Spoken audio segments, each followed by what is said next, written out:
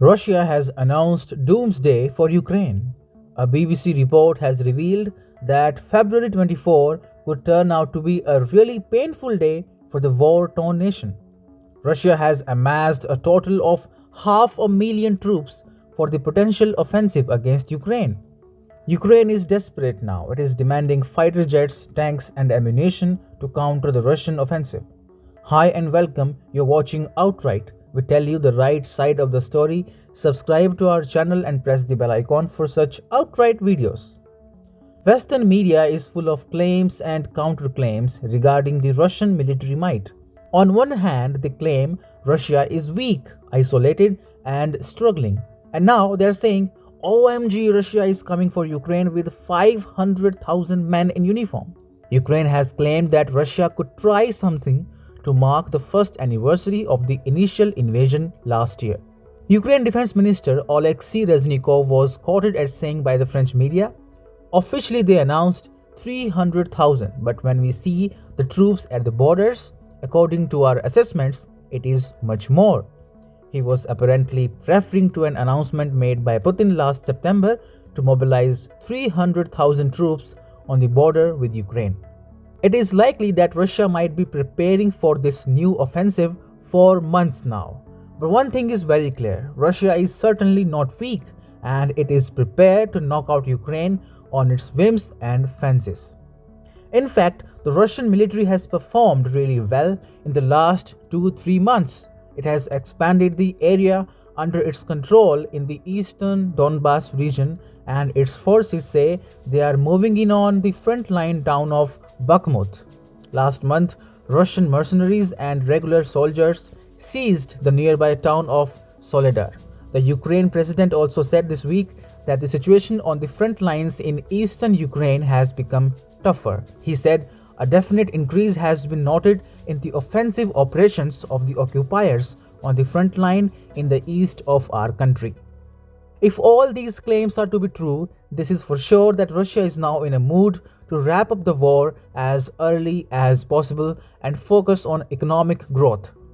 Russia deliberately prolonged the war in Ukraine for some reason. First, it wanted to buy time to amass its soldiers and equip its army with imported weapons, for example, drones from Iran. Second, it knew the longer the war, the worse for European economies. Third, it wanted the world to feel the pinch of the Western sanctions on Russia.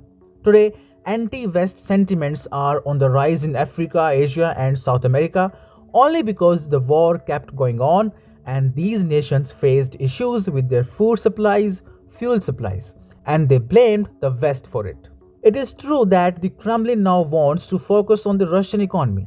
And as per the IMF's recent projections, the Russian economy will do better than the UK and Germany in the upcoming fiscal year. As per data released by IMF earlier this week, Russia will register an economic growth of positive 0.3% despite the war, while the German economy will grow at a miserable rate of positive 0.1% and UK negative 0.6%. Looking at these projections, one can say the Russian economy is in better shape than most of the Western nations. See this Newsweek report. This says Russian economy will outperform the US economy within 2 years. A report by the NY Times noted that Western sanctions on Russia were having a limited impact.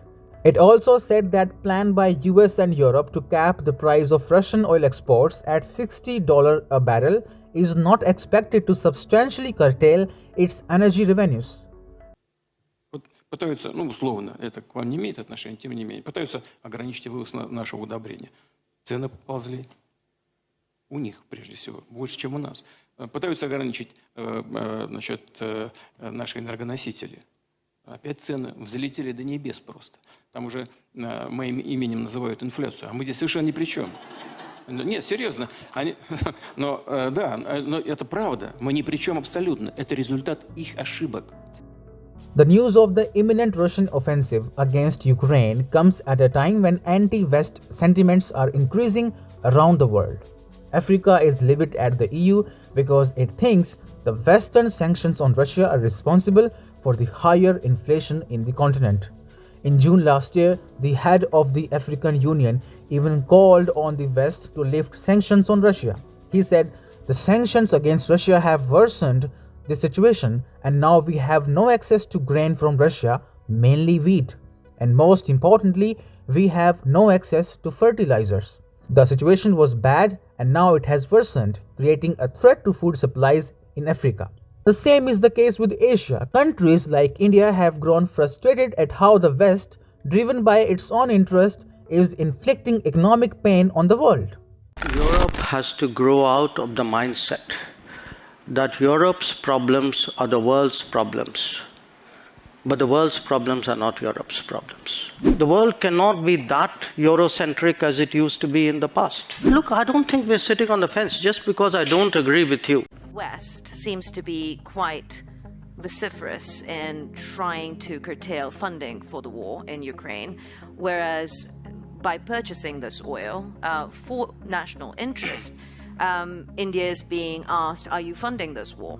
So, look, I don't want to sound argumentative, but then tell me if buying Russian gas is not funding the war? I mean, why is it's only Indian money and oil coming to India which funds, but it's not gas coming to Europe which funds? I mean, look, somewhere, let's be a little even-handed out here.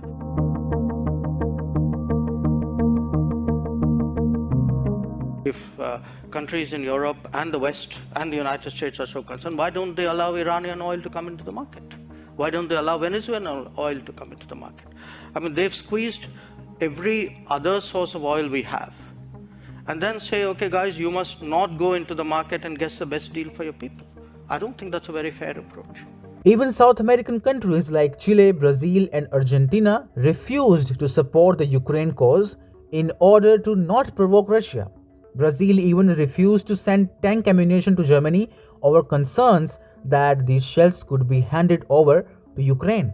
The Brazilian leader justified his rejection by arguing that one should not provoke the Russians.